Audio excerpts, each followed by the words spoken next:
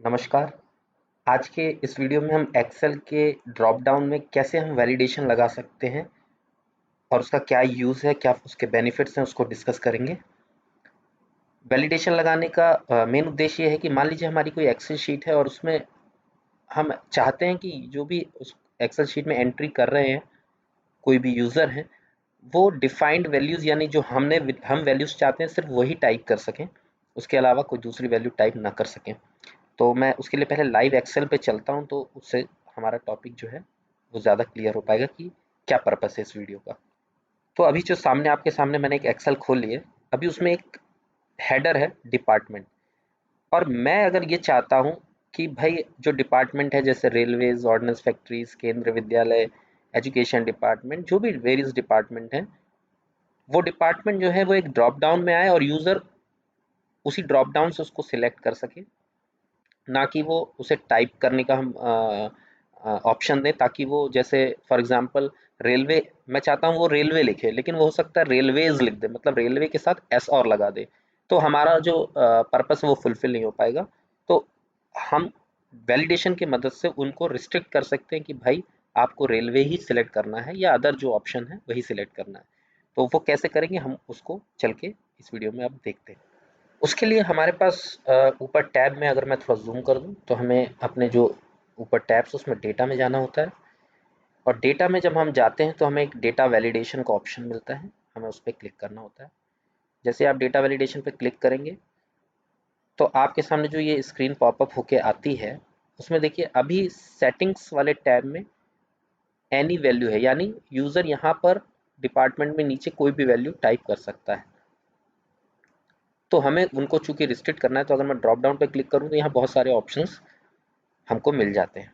ठीक है, हम उसको रिस्ट्रिक्ट कर सकते हैं कि वो यहाँ पे सिर्फ डेट ही टाइप कर सके, टाइम ही टाइप कर सके। कस्टम का भी ऑप्शन आता है, आप कोई फार्मूला लगा सकते हैं, वो फार्मूला लगा कर भी आप उसको रिस्ट्रिक्ट कर सकते हैं। और अभी फ़िलहाल हम पहले एक ऑप्शन देखते हैं लिस्ट का।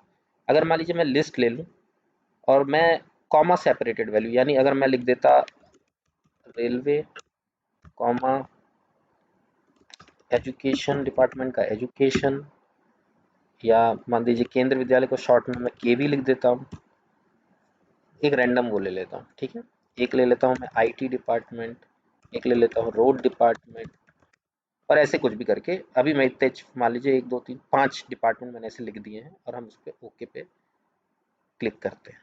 ठीक है, तो देखिए यहाँ पर ऑटोमेटिकली एक ड्रॉप डाउन सा ये सब बन के आ गया। अगर इस पर क्लिक कर दे तो हमको दिखता है कि भाई हमें रेलवे लेना है, एजुकेशन, के वी आई टी ग्रुप लेना है, जो भी ले सकते हैं। तो मैं यूज़र को यहाँ पर एक ये आइडिया लग जाता है कि भाई हाँ, हम उसको रिस्ट्रिक्ट कर सकते हैं कि वो इस ड्रॉप डाउन में से कोई वैल्यू सिलेक्ट कर पाए। ये तो एक ऑप्शन हो गया। अब इसका इससे बेटर ऑप्शन हमारे पास क्या है उसके लिए देखिए, मान लीजिए मैं दोबारा डेटा वैलिडेशन पे ही जाता हूँ, जूम कर देते हैं, और यहाँ पे मैं ये सारी वैल्यू यहाँ से हटा देता हूँ और ओके पे क्लिक कर देता हूँ। ओके,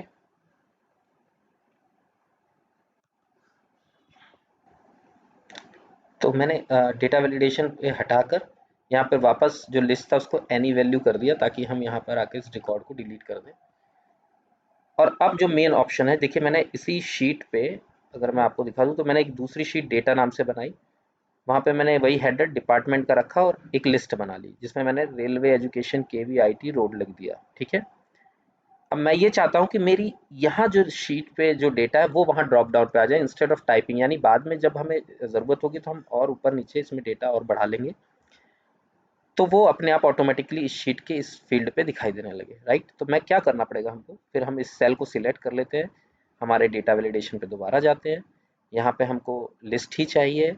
अब सोर्स में हमको पहले लगाना पड़ेगा इक्वल टू। ओके, फिर हमको आना पड़ेगा अपनी डेटा वाली शीट पे, और डिपार्टमेंट का जो डेटा हम दिखाना चाह रहे हैं उसको हम सिलेक्ट कर ले, यानी मैंने रेलवे से रोड तक का डेटा यहाँ पे सिलेक्ट कर लिया और मैंने ओके बटन पे क्लिक कर दिया। तो ठीक है, हमारी इस शीट में दोबारा ही ड्रॉप डाउन बन के आ गया, और देखिए डेटा अब यहाँ पे दूसरी शीट से, यानी एक मास्टर डेटा वाली शीट से आपको एक ऐसा बना के और भी शीट से कहीं भी बनाकर डायरेक्ट इसको रेफरेंस कर सकते हैं। ठीक है, तो हमें एक ऑप्शन ये भी हमारे पास उपलब्ध है। अब एक केस ये बनता है कि मान लीजिए मैं एक नया डिपार्टमेंट इसमें ऐड करूं। तो क्या ऑप्शन है, मान लीजिए मैं कोई एक नया डिपार्टमेंट यहाँ बीच में भी ऐड कर सकता हूँ, ऊपर भी ऐड कर सकता हूँ, नीचे भी ऐड कर सकता हूँ। जनरली कोई भी है वो नीचे ही ऐड करेगा।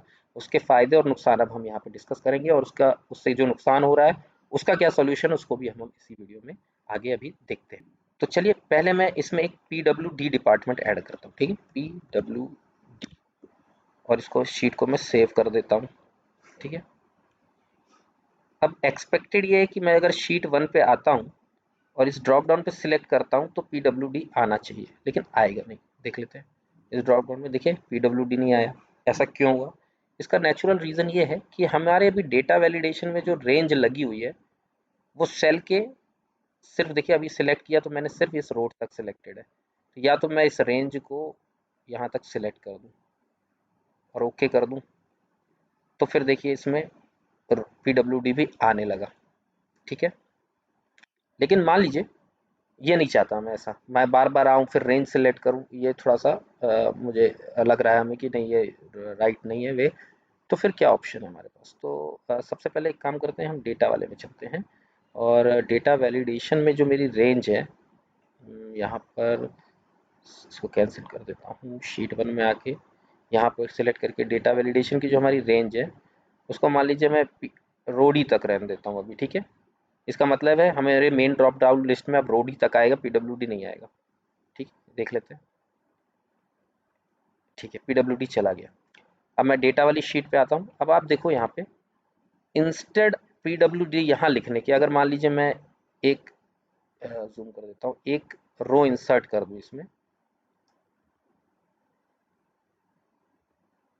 ये इंसर्ट कर दिया मैंने, और मैंने ये PWD को अगर मैं उठाकर यहाँ पे पेस्ट कर देता हूँ बीच में, मैंने कुछ किया नहीं है, जस्ट जो नया एलिमेंट है उसको मैंने कहीं भी इन बिटवीन लास्ट रोम की जगह मैंने बीच में डाल दिया, ठीक है। और इसको मैं शीट को सेव कर देता हूँ, और हम चल के देखते हैं कि अभी क्या कोई फ़र्क पड़ा है क्या। तो आप ये देखो, ये PWD हमारा इसमें शो होने लगा, यानी मुझे रेंज चेंज नहीं करनी पड़ी, वो रेंज ऑटोमेटिकली कवर हो गई, बस बीच में मैंने मुझे एलिमेंट यहाँ पे ऐड करना पड़ा, ठीक है। तो हमारा एक सॉल्यूशन तो ये है, राइट। ये तरीका तो ठीक है, लेकिन इसमें भी एक प्रॉब्लम ये है कि जो लास्ट एलिमेंट है हमारे, मेरे हिसाब से अगर वो लास्ट में ही दिखे तो ज़्यादा अच्छा है। तो हम जाके या तो रेंज सुधार लें उसकी, या फिर ऐसा कोई सॉल्यूशन हो कि नीचे ऐड होता जाए, रेंज भी नहीं सुधारना पड़े, तो उसको कैसे हम देखेंगे। अच्छा, मैंने अभी आपको ये भी दिखाया था कि अगर मैंने एक चीज़ कवर कर लेते हैं, राइट क्लिक करके इसमें इंसर्ट किया था, मान लीजिए कोई एक एलिमेंट, मान लीजिए अभी मैं कोई एक डिपार्टमेंट ऐसे ही रैंडमली बना दूँ, वाटर रिसोर्सेज का, वाटर का, तो इसको हम ऐसा जस्ट ड्रैग भी कर सकते हैं, ओके। डायरेक्ट हमको इसको, ऐसा नहीं है कि हमें यहाँ पे इंसर्ट रो करना ही हो, आप इसको डायरेक्ट ड्रैग करके भी ऊपर ला, ऊपर ड्रैग करने के लिए आपको शिफ्ट की दबानी पड़ेगी अपने कीबोर्ड से, और माउस से इसको ऊपर आप ला सकते हैं। मेरे में शिफ्ट की थोड़ी प्रॉब्लम कर रही है, इसलिए मैं अभी इसको लाइव शो नहीं कर पा रहा, पर आपके में ये हो जाएगा। तो अब हम मेन मुद्दे पे आते हैं कि हमारे पास और क्या ऑप्शन है, या बेस्ट ऑप्शन क्या है। तो वो ये है कि आप अपने इस मास्टर डेटा को एज अ लिस्ट की जगह इधर पर एक टेबल फॉर्मेट में ले लीजिए, मतलब इसी को आप एक टेबल बना दीजिए, ओके। तो उसके लिए आपको अगर याद हो पुराना वीडियो, तो उसके लिए हम यूज़ करते थे शॉर्टकट की में Ctrl+T, तो उसको प्रेस कर देते हैं हम Ctrl+T को, तो ये डेटा ऑफ योर टेबल कहाँ से कहाँ चाहिए वो रेंज चुन लेना है हमको। हमारा डेटा रेंज हम यहाँ पे अभी इसको सिलेक्ट कर लेते हैं। तो मैं अपनी टेबल की जो रेंज है उसको यहाँ से सिलेक्ट कर लूँगा, एक बार Ctrl+T में और प्रेस कर देता हूँ। पहले मुझे इस तरह से सिलेक्ट कर लेना है, Ctrl+T दबा दीजिए, और चूंकि डिपार्टमेंट भी मैंने ऊपर सिलेक्ट किया हुआ है तो मैं एक टेबल एज एडर को सिलेक्ट कर लेता हूँ। यहाँ मैं जूम कर देता हूँ, तो हमारी वो टेबल की पूरी रेंज यहाँ हो गई, और मेरी टेबल में हेडर है, ओके। अब ओके बटन पे क्लिक कर देते हैं, ओके। तो जैसे मैंने क्लिक किया तो देखिए ये एक टेबल फॉर्मेट में यहाँ पे चेंज हो गया है। अब हम चाहते हैं तो ऊपर से इसका फॉर्मेट, यहाँ देखिए ऊपर राइट साइड में टेबल्स के डिफरेंट फॉर्मेट्स हैं, हम टेबल का फॉर्मेट यहाँ से बदल सकते हैं, ये हमने एक वीडियो में पहले देखा था।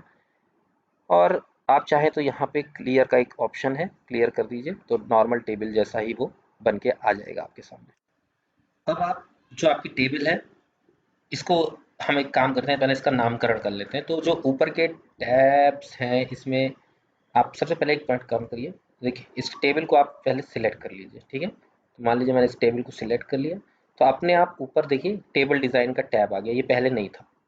इस टेबल डिज़ाइन के टैब पे क्लिक कीजिए, तो यहाँ पे देखिए टेबल का नाम आप कुछ भी रख सकते हैं, चाहे डिपार्टमेंट रख देते हैं, तो चलिए ऐसा रख देते हैं, DEPTT डिपार्टमेंट, ऐसा कुछ रख देते हैं। ओके, एंटर कर देते हैं तो इस टेबल का एक नामकरण हो गया। ओके, इस तरह से टेबल बनाने का हमें क्या फ़ायदा है वो अभी हम देखेंगे। हम चाहते हैं कि हमारी जो टेबल है डायरेक्टली हमारी शीट 1 के इस डेटा पे वहाँ पे टेबल रेफरेंस हो जाए, यानी जो टेबल का डेटा है वो दिखने लगे। ओके, तो सबसे पहले हम ये देखते हैं कि इसका एग्जैक्टली हम टेबल का रेफरेंस कैसे लेंगे। मान लीजिए किसी भी सेल पे आप सिलेक्ट कर दीजिए, मान लीजिए यहाँ सिलेक्ट कर दीजिए, मैं जूम कर देता हूँ। ओके, नाउ यहाँ पे आप इक्वल टू लगाइए। इक्वल टू लगाने के बाद अपनी इस टेबल को ले लीजिएगा। जैसे मैं क्लिक करूँगा इस पर, ज़रा सा मैं zoom out, just a second, मैं इसको, तो आपको क्या करना है, देखिए अगर मैं इक्वल टू के बाद यहाँ पर जब मैं यहाँ टैब ला रहा हूँ तो अगर जूम कर लूँ तो ये देखिए ये एक डाउन एरो बन जाता है। अगर ये है प्लस का साइन है और अब ये डाउन एरो, जैसे ही डाउन एरो बनता है तो इसको ऐसे क्लिक कर देना है। जैसे क्लिक करेंगे तो देखिए यहाँ पर एक फार्मूला सा लग गया। तो ये हमारी टेबल का नाम था DEPTT टेबल, और अंदर वो जो उसका हेडर था डिपार्टमेंट वो लिख के आ गया। ठीक है ना, आप इसको यहाँ से कॉपी कर लीजिए, मैंने इसको कॉपी कर लिया। ओके, अब हम वापस अपनी शीट पे आते हैं। राइट, यहाँ पर हमको वापस इसको सिलेक्ट करना है, हमारे जो ये वाला टैब था यानी ये वाला जो सेल था, हमको उस सेल पे अपना फॉर्मूला लगाना है। हमारे जो सेल है जहाँ पे हम चाह रहे हैं कि हमारा डाटा दिखाई, वहाँ पे हम सिलेक्ट कर लेते हैं। फिर हम वापस अपने वैलिडेशन डेटा में जाते हैं, डेटा में जाके डेटा वैलिडेशन पे जाते हैं, और अब हम यहाँ पर इक्वल्स टू, यानी ये इक्वल्स टू तो रहेगा इक्वल्स टू, और जो हमारा कॉपी अभी हमने किया है एक इक्वल टू रहेगा, ये हमको लिखना है। लेकिन अभी मैं ओके पे क्लिक करूंगा तो ये एरर दे देगा। ठीक है, एरर से एरर क्यों देगा वो ये मैं बता देता हूँ, क्योंकि एग्जैक्टली यहाँ पे ये एक्सपेक्ट करता है कि हमें एड्रेस देना है, मतलब हमारी टेबल का एड्रेस देना, पर अभी ये वैल्यू जो है वो एक टेक्स्ट वैल्यू रिटर्न करती है। अगर बहुत कॉम्प्लिकेटेड उसमें ना जाए, तो चूंकि हमने ये टॉपिक कवर नहीं किया, इसको भी हम भविष्य में देखेंगे इनडायरेक्ट का। तो इनडायरेक्ट का हमको यूज़ करना है यहाँ पे। जैसे फॉर एग्जांपल आप सिर्फ इसको समझ लीजिए, यहाँ पे आपको इनडायरेक्ट लिख देना है। इनडायरेक्ट का मतलब ये रहता है कि टेक्स्ट को एक एड्रेस में बदल देता है। इनडायरेक्ट लिखिए, ये एक आप ब्रैकेट लगाइए, और फिर ये डबल, अगर आपको शायद जूम कर देता हूँ मैं, और जूम जूम कर दिया मैंने, ये एक कोलन लगा लीजिए डबल कोलन वाला, फिर यहाँ पर भी एक डबल कोलन से इसको बंद कर दीजिए, और फिर अपने इसको बंद कर दीजिए।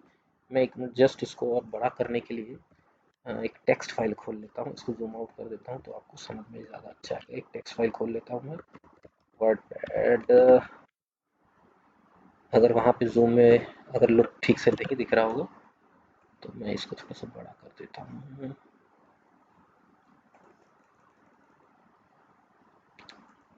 ठीक है, तो मैंने इन इक्वल टू के बाद ये जो हमारा अंदर लिखा हुआ है ये तो लिखा हुआ आ रहा था, मैंने जस्ट इनडायरेक्ट लिखा एक इस तरह से,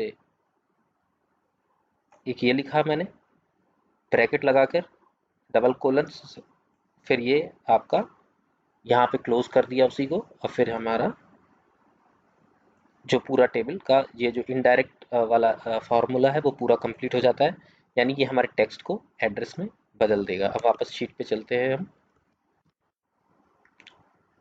और इस ओके बटन पे हम क्लिक करते हैं, देखते हैं क्या होता है, एरर आती है या कुछ गलती होगी तो फिर उसको सुधारेंगे।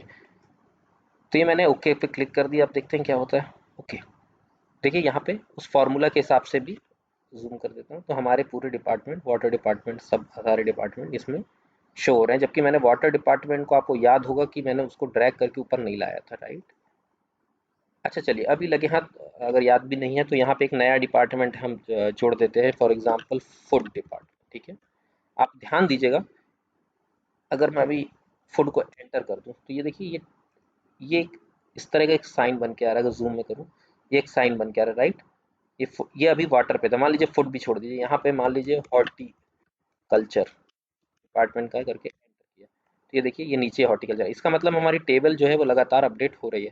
अब हम शीट 1 पे चल के देख लेते हैं एग्जैक्टली क्या हो रहा है। तो यहाँ पर आपका, चूंकि मैंने अभी सेव नहीं किया तो फूड डिपार्टमेंट तो यहाँ आ गया, शायद ड्रॉप डाउन नीचे है, हाँ ये इसको नीचे करेंगे तो ये हॉर्टिकल्चर सेव करे बिना भी, मतलब मैंने डेटा सेव नहीं किया उसके बाद भी हमारा जो डेटा है यहाँ पे शो हो रहा है। तो इस तरह से हम अपने ड्रॉप डाउन पर रिस्ट्रिक्शन लगा सकते हैं। इसमें एक कॉन्सेप्ट और है, मान लीजिए मैंने एजुकेशन लिखा और यहाँ डबल क्लिक कर दिया और इसको एजुकेशंस कर दिया, तो this value does not match the data validation restriction defined for this cell, तो हमारा यहाँ पे ये एरर मैसेज आ जाएगा, यानी यूज़र इसको सिलेक्ट करके आगे बढ़ नहीं पाएगा। हम इसको रिस्ट्रिक्ट भी कर सकते हैं, यानी ये भी हम कर सकते हैं कि भाई आप जो है इस जो मैसेज आ रहा है यहाँ पे हम कुछ उसको शो कर सकते हैं कि भाई आप लिस्ट से ही सिलेक्ट कीजिए, या आप कोई मिस्टेक कर रहे हैं, आप ड्रॉप डाउन से सिलेक्ट नहीं कर रहे, इस तरह का मैसेज भी यहाँ से शो कर सकते हैं। वो कैसे करेंगे उसको अब हम इस वीडियो में फर्दर अभी कवर करते हैं।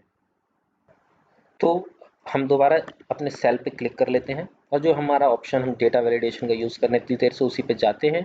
इसके सेटिंग स्टेप पे अभी तक हमने काम किया था, यहाँ पे इनपुट मैसेज जब भी सेल पे सिलेक्ट करना है तब शो होगा या परमानेंटली शो करना है वो आप पे है।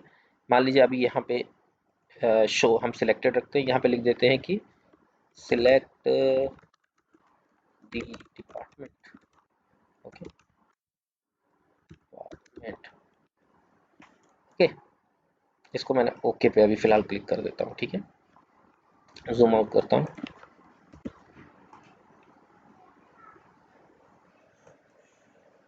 तो ये जब सिलेक्ट किया तो यहाँ पे आ रहा है सिलेक्ट द डिपार्टमेंट। मैंने अभी वीडियो जब स्टॉप किया था तो इसमें यहाँ पे please select department from drop down लिख दिया था, जो यहाँ पे नीचे आपको लिखा हुआ दिख रहा है, ओके। क्योंकि पहले मैंने सिर्फ सिलेक्ट द डिपार्टमेंट लिखा था इसलिए नहीं आ रहा था, यानी ये दोनों फील्ड में हमको कुछ लिखना है तो मैंने यहाँ पे लिख दिया था, ओके। तो एटलीस्ट हमको एक जैसे जनरली वेबसाइट्स वगैरह पे होता है तो हमको पता रहता है इस फील्ड के एग्जैक्टली हमको क्या करना है। तो एक तो हमारे पास ये ऑप्शन हो गया, पर इन केस जो हमारा मेन उद्देश्य था कि डेटा वैलिडेशन पे जाकर अगर वो सिलेक्ट की जगह कुछ एंट्री कर रहे हैं या इसको एडिट कर रहे हैं तो क्या हो, तो एरर अलर्ट का जो टैब है इसमें हमको आना है, उनको क्या मैसेज हमको दिखाना है वो एरर मैसेज हम यहाँ पे टाइप कर सकते हैं। लाइक हम लिख सकते हैं you can only select from drop down list, अभी मैंने ऐसे कुछ भी लिख दिया, ओके ओके कर देते हैं। अब आते हैं यहाँ पे, 30 के सिलेक्ट कर सकता हूँ मैं, लेकिन अगर मैं यहाँ पे कंट्रोल कुछ एस लिख के मैंने इसको एडिट किया तो मैसेज आ गया you can select from drop down, यानी हमने जो मैसेज बनाया था वो आ गया। ये यूज़र को ज़्यादा हम क्लियर कर सकते हैं कि एग्जैक्टली वो कहाँ पे मिस्टेक कर रहे हैं, और वो फिर कैंसिल करके यहाँ पर देखिए एजुकेशन की जगह दोबारा वो एजुकेशन हो गया, यानी ये करेक्ट भी हो गया है। तो एक तो हमारे पास ये ऑप्शन भी है, यानी हम एरर अलर्ट का यूज़ करके और यूज़फुल और रिस्ट्रिक्टेड शीट इस वैलिडेशन के साथ कर सकते हैं। अब हम दूसरा टॉपिक कवर करते हैं कि हम ऐसा चाहते हैं कि डेट फील्ड जो हमारी होती है जहां हम दिनांक लिखते हैं वो दिनांक की कोई हम फिक्स कर सकते हैं कि भाई जैसे मान लीजिए मैं उसको लाइव ही दिखा देता हूँ। पहले मैं इसको हेडर कुछ बना लेता हूँ, कुछ एग्जैक्टली इस डेट का नाम रख देते हैं डेट ऑफ लॉन्च। अब मैं चाहता हूँ यहाँ जो डेट आए वो डेट पर कोई वैलिडेशन लगाओ। फॉर एग्जांपल हम यूजर को रिस्ट्रिक्ट करें कि भाई वो पुरानी डेट ना डाल पाए, भविष्य में आने वाली डेट यानी फ्यूचर डेट ही वो यहाँ पर एंटर कर सके। तो उसके लिए भी हमको कुछ नहीं, बहुत इजी है, हमारे डेटा वैलिडेशन पे जाना है, सेटिंग्स पे आना है, यहाँ पे अभी एनी वैल्यू है, इसमें से देखिए डेट वाला ऑप्शन है। तो डेट में देखिए आप एग्जैक्टली जैसे अभी 2022 चल रहा है, आप चाहते हैं कि पहले 1 January of 2022 to end date 31 December of 2022 उनका हो, तो आप यहाँ से नेचुरली डेट का सिलेक्शन डेट यहाँ पे डाल सकते हैं, उस डेट के बीच का ही लेगा। पर अभी हमारा मान लीजिए उद्देश्य है कि हम चाहते हैं कि डेट जो है हमारी, इसमें भी देखिए बहुत सारे ऑप्शन, ओके। तो अभी हमारा ऑप्शन ये है कि भाई आज की डेट के बाद की डेट होनी चाहिए लॉन्च, मान लीजिए ग्रेटर देन, तो आज की डेट स्टार्ट डेट क्या है उसका एक फॉर्मूला चूंकि ऑलरेडी है, इक्वल टू टुडे, और ब्रैकेट्स आप क्लोज कर दीजिए और बंद कर दीजिए, ओके। ये 9 और 0 के साथ जो शिफ्ट के साथ दबाते हैं वो वाला ब्रैकेट है ये। ओके, इसको ओके कर दीजिए। ओके करने से पहले आप इनपुट मैसेज जो है आपका, यहाँ पर आप कोई मैसेज भी दे सकते हैं कि please enter launch date. Okay, या जो भी लॉन्च डेट है, लॉन्च डेट बाद ही की होगी, पुरानी नहीं होगी। और एरर अलर्ट भी अगर नहीं हो तो फिर आप डाल सकते हैं ओनली फ्यूचर डेट्स आर। ये एग्जांपल के लिए है, फिर ओके कर दीजिए। तो देखिए यहाँ पे आने लगा प्लीज एंटर लॉन्च डेट। ठीक है, अब मान लीजिए अभी 2022 चल रहा है, मैंने इसमें डेट डाल दी 31/11/2020। देखिए मैसेज आ गया only future dates are allowed. Okay, इसको मैंने कैंसिल कर दिया, डेट चली गई। अब मैं डाल देता हूँ कोई फ्यूचर की डेट, जैसे 31/11/2022। ओके,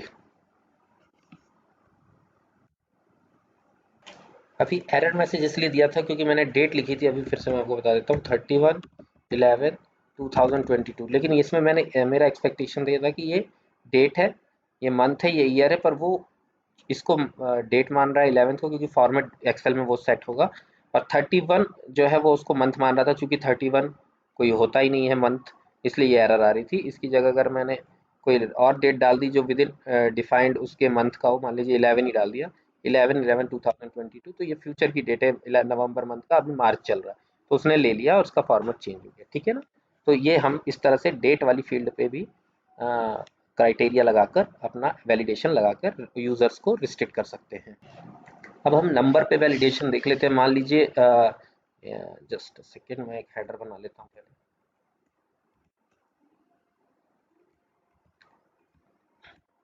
तो समझने में आसानी होगी। मान लीजिए मैं लिख देता हूँ ब्रांचेस बी ओपन। उस ब्रांच, कितनी ब्रांच खोली जा सकती है उस डिपार्टमेंट की। तो मान लीजिए यहाँ पे मैं चाहता हूँ कि ओनली 10 से 20 ब्रांचेस ही अलाउ है, उससे ज़्यादा ब्रांचेस अलाउ नहीं करेंगे, उसके लिए मिनिस्ट्री से परमिशन लेना पड़ेगा, ऐसा कुछ कहानी बना लेते हैं। अब यहाँ पे हमें क्या करना है, यहाँ पे क्लिक कर लेना है हमें इस फील्ड पर, उसके बाद फिर से डेटा वैलिडेशन पे आना है। यहाँ पे हम लिख देते हैं कि भाई please enter branches count between 10 to 20।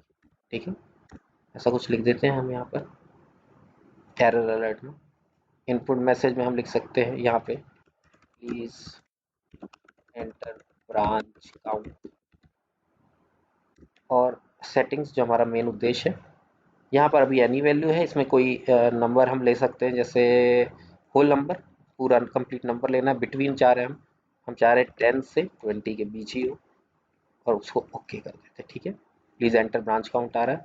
मान लीजिए पहले मैं इसमें गलत वैल्यू डाल देता हूँ, 100 डाल देता हूँ, तो देखिए एरर आ गया, please enter branches count between 10 to 20। Okay, अब मैं यहाँ पे कर देता हूँ 11, तो देखिए ये कोई एरर नहीं आई, ये हो गया हमारा सेव।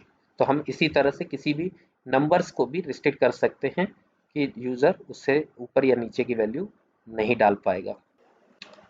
अब हम ऐसा एक ऑप्शन देखते हैं वैलिडेशन का। जैसे मैंने अभी फील्ड बना ली है, डिपार्टमेंट कोड के नाम से हेडर है। हम ऐसा चाहते हैं कि हम रिस्ट्रिक्ट करें कि इसमें यूज़र इतने number of characters he enter कर सके। डिपार्टमेंट के डिफरेंट कोड्स होते हैं, जैसे मान लीजिए मैंने यहाँ पे क्लिक कर दिया, अब मैं यहाँ पे वैलिडेशन लगाना चाहता हूँ, हमें डेटा वैलिडेशन में आना होगा। अभी इनपुट मैसेज और एरर अलर्ट कुछ नहीं डालते हैं, टाइम वेस्ट नहीं करते हैं, वो सेम ही प्रोसेस है। सेटिंग्स में आते हैं, तो यहाँ पे क्या लगता है आपको क्या होना चाहिए इस बार, क्योंकि हमें कैरेक्टर्स की जो लेंथ है वो फिक्स करनी है, तो ऑफ कोर्स हमें टेक्स्ट लेंथ वाला ऑप्शन लेना होगा। टेक्स्ट लेंथ हम क्या रखना चाहते हैं, एग्जैक्टली हम इक्वल टू रखना चाहते हैं, राइट। मान लीजिए मैं रखना चाहता हूँ 6 डिजिट का, तो यहाँ मुझे 6 पर रखना होगा और ओके करना पड़ेगा। अब मैं यहाँ आ जाता हूँ, अब मैं यहाँ पर कोई कोड एंटर करता हूँ। फॉर एग्जांपल अगर मेरा डिपार्टमेंट रेलवे है, तो RAIL 12, ये थोड़ा सा बढ़ा देता हूँ, पहले गलती कर देते हैं 3। तो देखिए एंटर एंटर करने पे मुझे एरर आ गई, this value does not match the data validation restriction defined for this cell. तो फिर मैं रिट्राई करता हूँ, रिट्राई करने के लिए यहाँ आता हूँ और 3 को मान लीजिए हटा के, और एंटर करता हूँ तो देखिए कोई एरर नहीं आई। अब मुझे कोई एरर नहीं आई, नहीं 1 2 3 4 6 कैरेक्टर्स का हो चुका है, राइट। तो ये इस तरह से हम नंबर ऑफ कैरेक्टर्स की लेंथ पे भी हम जो है वैलिडेशन लगा सकते हैं, ताकि यूज़र जो है इसमें कोई मिस्टेक नहीं करे। अब हम लास्ट टॉपिक इसका कवर करते हैं। मैंने एक नया टैब बना लिया है, नया हेडर वर्क डिस्क्रिप्शन के नाम से, ओके। अब हम चाहते हैं कि यूज़र जो भी एंट्री करे, ऑपरेटर या कोई भी व्यक्ति जो एंट्री कर रहा है, उसमें जो हम उससे एंट्री कराना चाह रहे हैं उसकी हम लिमिट सेट ये करना चाह रहे हैं कि वो ज़्यादा से ज़्यादा उसके बारे में लिखे। तो मतलब हम मिनिमम कैरेक्टर्स बताना चाह रहे हैं कि भाई इतने कैरेक्टर्स तो उसकी एंट्री में हो। मतलब फॉर एग्जांपल मैं इस फील्ड पे अगर आ जाऊं और डेटा वैलिडेशन पे जाऊं, सेटिंग्स पे आऊं, तो मैं ये चाहता हूं कि वो जो टेक्स्ट की वैल्यू एंटर कर रहे हैं, टेक्स्ट लेंथ की वैल्यू, वो बिटवीन की जगह ग्रेटर देन, मान लीजिए 25 कैरेक्टर्स, ओके।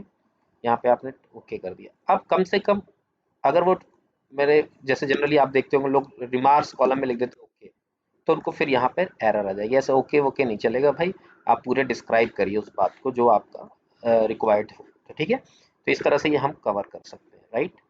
अब मैं एक काम करता हूँ, उसको पहले मैं कैंसिल करता हूँ। पहले मुझे यहाँ पे कुछ भी रैंडम पूरा कर देता हूँ, जस्ट सेकंड, पहले 25 पूरे रहे ताकि मैं आगे बढ़ सकूँ। नहीं तो ये शीट मुझे कुछ करने नहीं देगी। अब मैं एक काम करता हूँ, पहले इसको कर देता हूँ delete, okay, entire row. Now अब मान लीजिए ये तो हमारा पहला सेल था, मैं इसका एक काम करता हूँ, ये दूर दूर है उसको पहले मैं डिलीट कर देता हूँ, तो मेरा जो नेक्स्ट एक पर्पस है वो सॉल्व हो जाएगा। सॉरी, ये डिलीट कर देता हूँ, यहाँ का जो गैप है उसको डिलीट कर देता हूँ, ओके। नाउ हमने यहाँ पर अभी पूरा वैलिडेशन का प्रोसेस देखा कि कैसे हमने वैलिडेशन का यूज़ किया। तो एक सेल में तो एंट्री करेगा नहीं, एक रो में, बहुत सारे रो में करेगा। तो आपको कुछ नहीं करना, आप इसको करिए कॉपी। पहले मैंने राइट क्लिक कर दिया, आप कंट्रोल सी करके कॉपी कर लीजिए। मान लीजिए हमें ये वैलिडेशन, सेम वैलिडेशन हमको लगता है कि सेल में काफ़ी आगे तक यूज़र एंट्री करेगा, तो बस आप नीचे तक सिलेक्ट कर दीजिए उसको और राइट क्लिक कर दीजिए सिलेक्टेड एरिया पे और पेस्ट स्पेशल पे क्लिक कीजिए। पेस्ट स्पेशल पे आपको देखिए मैं जूम कर दूँ, ठीक है। यहाँ पर वैलिडेशन का जो ऑप्शन है उसको ऊपर को सिलेक्ट करना पड़ेगा, सिर्फ वैलिडेशन हम चाह रहे हैं वहाँ से कॉपी होके आ जाए, और ओके बटन पे क्लिक कर दीजिए। ऑटोमेटिकली पूरी शीट सिलेक्ट हो जाएगी। अब ये आपका वैलिडेशन जो है वो नीचे तक लग गया है, शीट को आप सेव कर दीजिए।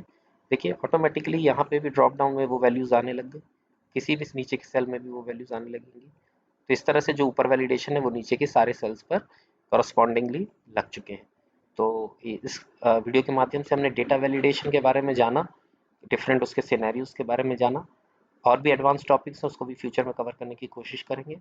मुझे आशा है ये आपको मदद करेगा। अगर इस तरह के टॉपिक्स और भी कवर करने हैं तो कमेंट्स के माध्यम से आप अपनी बात कह सकते हैं। इसी आशा के साथ इस वीडियो को मैं यहीं पर समाप्त करता हूँ। बहुत बहुत धन्यवाद।